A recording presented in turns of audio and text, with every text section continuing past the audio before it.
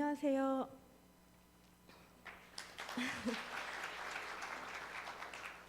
네, 먼저 많은 업계 선배님, 동료분들, 후배님들 앞에서 그 미래 비즈니스 포럼에서 기조연설을 하게 돼서 대단히 영광으로 생각합니다. 저는 오늘 글로벌 모바일 서비스 플랫폼에 대해서 가지고 있는 꿈 이런 것들에 대해서 말씀을 드리려고 하는데요. 그 이야기 앞서 저에 대해서 간단하게 소개를 드리도록 하겠습니다. 저는 96년에 직장 생활을 시작했는데 한국에 인터넷이 시작할 때 신입사원으로 그 동아일보 인터넷 자회사인 동아닷컴에서 그 업무를 시작을 했습니다. 그리고 99년에 그 모두 지금 요즘처럼 인터넷 벤처 창업붐이 있을 때 싸이월드라는 그 서비스에 그 초기 멤버로 조인을 해서 싸이월드 서비스를 만들고 나중에 이제 미니홈피와 도토리라는 모델을 만들었습니다. 그리고 2003년에 네이버에 조인해서 네이버 블로그와 카페를 만들었고 이후 한 10년 정도 네이버에서 커뮤니티 서비스와 클라우드 서비스들을 만들어 왔습니다. 10년간 네이버에서 모바일 서비스나 인터넷 서비스들을 네이버의 이름으로 만들다가 2013년 올해 3월에 네이버가 만든 자회사인 캠프모바일이라는 또 다른 의미의 벤처를 그 회사를 만들어서 지금 이 자리에 있습니다. 그리고 캠프모바일은 밴드라는 서비스와 도돌이라는 그 런처 서비스를 하고 있습니다. 제가 한 8년 동안 직장 생활을 했는데 거의 서비스 기획자라는 그 정체성을 가지고 살아서 사실 고객을 만나고 그 고객한테 필요한 서비스를 만드는 일만 했지 이렇게 많은 분들 앞에서 이야기하는 게 좀 낯섭니다. 그래서 굉장히 떨리기도 하고 하지만 되게 좀 잘하고 싶기도 한데 한국에서 글로벌 모바일 서비스의 성공이라는 게 가능하다고 생각하면서 서비스를 만들고 있는 한 인터넷 기획자의 이야기라고 생각하고 재미있게 들어주시면 감사하겠습니다. 잠깐 미래 비즈니스 포럼이지만 99년에 있었던 일을 잠깐 말씀을 드리려고 합니다. 저는 이제 맨 첫 줄이 되게 중요한데 학교 다니면서는 한국은 삼면이 바다라 나라가 뭐 좁고 국민이 사람이 자산이고 이런 이야기들을 들었는데 나라가 좁다라는 게 되게 나쁜 말이라고만 생각을 하면서 그 어려서 들었었던 것 같습니다. 근데 나라가 좁은 게 굉장히 축복이었다는 생각이 드는데 왜냐하면 한 나라에 전국에 거의 시골 벽지까지 초고속 인터넷 통신망이 깔릴 수 있었던 그런 배경이 아니었나라고 생각을 하고요. 그 위에 이제 99년에 벤처 붐이 있으면서 수많은 젊은이들이 대기업을 떠나 나와가지고 인터넷 벤처를 창업들을 많이 했습니다. 그게 요즘과 굉장히 비슷한데요. 그때 이제 다음 카페라든지 싸이월드라든지 지식인이랑 한게임이라든지 사실은 이후 세계 인터넷 역사에서 거의 선구적인 서비스들이 이 99년 그 세계 최초로 깔린 전국 초고속 인터넷 통신망 위에 그 생겨났고 저희들끼리 굉장히 치열하게 저런 서비스들을 해가면서 그 개척들을 했었던 것 같습니다. 그리고 무수한 서비스들이 창업이 됐지만 또 이제 살아남은 여기에 써 있는 이런 서비스들이 살아남았고요. 근데 확실히 그때 몰랐던 거는 이게 한국만의 현상일까 아니면 이게 정말 글로벌로 통할 수 있는 서비스일까에 대해서는 거의 생각을 못했던 것 같습니다. 이후에 한 2004, 5년 됐을 때 굉장히 많은 이를테면 해외 VC들 혹은 연구자들 하버드의 연구자들이 싸이월드라는 거는 언제 만들어졌고 어떻게 만들어졌고 도토리라는 게 만들어냈던 어떤 버추얼 이코노미에 대해서 많이 물으러 왔지만 그때는 이미 약간 좀 진한 이야기, 그리고 해외에서는 저 서비스는 아니지만 뭐 페이스북이라든지 야후 앤서즈라든지 되게 유사한 서비스들이 그 자기들만의 이름을 가지고 그 만개를 하기 시작했던 때 어떤 히스토리의 하나로 연구와 취재 같은 것들만 있었던 것 같습니다. 이게 이제 요즘에 일어나고 있는 일인데, 사실 한국은 지금 세계에서 가장 빠른 모바일 네트워크를 전국적으로 갖추고 있는, 전과 되게 유사한 그런 그 망 인프라 위에 있다고 생각하고요. 또 마치 99년처럼 굉장한 전국적인 모바일 벤처 붐이 일고 있습니다. 그래서 카카오톡이라든지 밴드라든지 엔드라이브, 뭐 애니팡, 온갖 서비스들이 꼽히고 있는데 이제 저희는 이게 과연 99년대는 이거는 약간 한국만 그럴 거야, 뭐 이게 글로벌로 먹힐 리가 없어, 이런 생각을 했었지만 이거는 분명히 한 2, 3년 후면은 일본에서도 미국에서도 다 되는 서비스인데 라는 것들을 그 한국에서 인터넷을 경험했던, 유선 인터넷을 경험했던 사람들이 느끼기 시작했다고 생각합니다.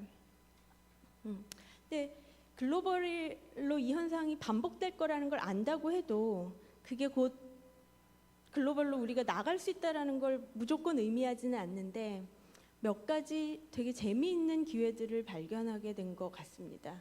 사실 애플과 구글이라는 양대 모바일 OS 플랫폼 사업자가 그 플랫폼을 제공을 하고 있고, 그 위에 이제 다른 게 이제 거의 독점적 그 스토어를 제공을 하고 있는데, 사실 OS라는 거는 그 전에도 우리나라가 가진 적은 없고 MS의 뭐 윈도우즈 플랫폼 위에 저희가 서비스를 했었던 거니까. 그런데 모바일은 이 앱스토어라는 게 생기면서, 그리고 애플리케이션이라는 게 좀 지배적인 서비스의 어떤 형태가 되면서 좀 재미있는 현상들을 발견하게 됐습니다. 이게 OS는 두 회사가 치열하게 싸워서 나뉘어져 있지만, 사실은 두 OS, 뭐 두세 개 OS를 다 서비스하는 어떤 서비스가 그 위에 깔리는 정말 큰 플랫폼이 될 수 있을 것 같다라는 것들이 페이스북이나 구글의 사례를 가지고 볼 수 있게 됐고요. 근데 이게 글로벌이라는 게 굉장히 오래된 화두지만 그 제품을 만든 다음에 PC 때도 저희가 되게 오랫동안 글로벌을 하고 싶어가지고 일본이나 미국이나 시장을 두드렸는데, 거의 대부분 컨셉만 갖고 다시 만들어야 되는 그런 과정을 겪었었던 것 같습니다. 그래서 뭐 중국의 지식인 버전을 만든다고 하면 그대로 옮겨갈 수 있는 게 아니라 거의 서비스를 다시 만들어가지고 제품을 그 제작을 해야 됐고, 그것을 유통하기 위해서 굉장히 많은 노력을 해야만 그 시장에 침투를 할 수가 있었습니다. 뭐 모바일에서는 뭐 일반 제조업하고는 비교가 안 될 정도로 근데 이거에 대한 그 기회가 열렸다고 생각을 하는데요. 모바일에서는 그 앱을 만든 다음에 이 앱의 랭귀지 소스를 바꾸면 이게 바로 일본에서 쓸 수 있는 제품, 뭐 중국에서 쓸 수 있는 제품, 미국에서 쓸 수 있는 제품으로 업그레이드가 되고, 또 하나는 이 독점적인 글로벌 앱스토어라는 유통망에 이거를 일본에서 세일을 할 건지 미국에서 세일을 할 건지를 그 업로드한 개발사가 결정을 하면 적어도 그때부터 진열은 돼서 상품을 유통할 수 있는 그런 단계가 된다라는 게 되게 큰 기회라고 생각을 했습니다. 제가 만약 뭐 시계 같은 거를 만드는 정말 제조업 그 기획자였다면 시계를 만드는 것도 만드는 거지만 이거를 미국 시장에 진열하기 위해서 뭐 상사를 통한다든지 유통망에 제 제품을 팔기 위해서 굉장히 많은 노력을 해야 됐을 텐데, 이 글로벌 앱스토어와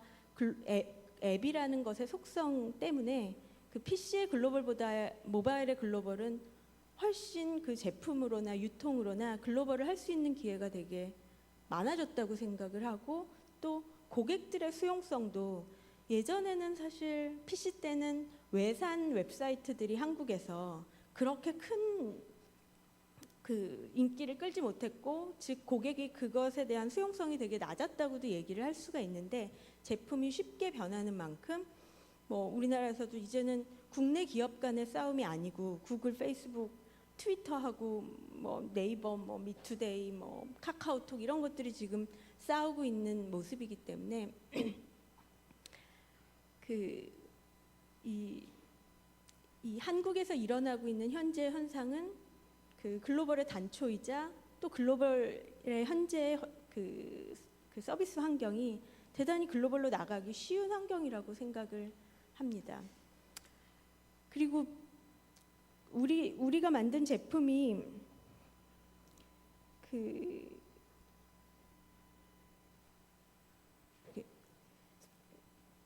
이를테면 오프라인 때라든지 처음에 인터넷이 생겨났을 때라든지 모바일로 와서 되게 많이 시대가 바뀌었으니까 굉장히 새로운 니즈가 생겨나고 또 새 서비스가 생겨나니까 그것들에 대한 새 시장이 열렸다 이런 이야기들을 많이 하는데 사실은 고객의 니즈는 되게 같고 그 니즈가 제품을 따라서 옮겨가고 있다고 생각합니다. 뭐 읽어보셔도 아시겠지만 굳이 말씀 안 드려도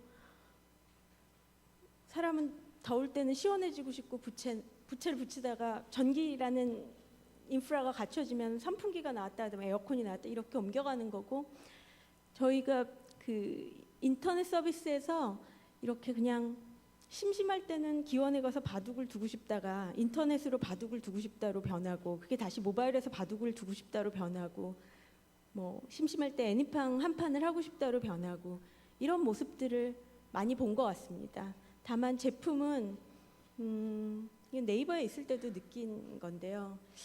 PC에 있는 것을 빠르게 모바일로 옮기는 작업을 한 네이버가 3, 4년 했는데 PC에 있는 서비스를 옮기는 것보다 모바일이라는 환경에 딱 맞게 서비스를 다시 만드는 것, 제품을 다시 만드는 게 대단히 중요하다라는 생각을 하고 있습니다. 예. 이상이 약간 과거부터 현재까지 보면서 글로벌과 제품에 대한 그 한국 서비스의 가능성에 대해서 잠깐 말씀을 드렸고요.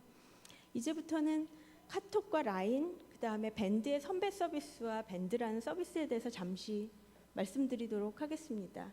카카오톡은 뭐 국민 메신저라 뭐 설명을 할 필요가 없을 정도로 다들 잘 알고 잘 쓰고 계신 서비스인데요. 그렇지만 그리고 동시에 뭐 업계에서는 경쟁 서비스이기도 하지만 사실 한국 그 인터넷 모바일 업계의 일원으로는 굉장히 자랑스러운 서비스라고 생각을 합니다.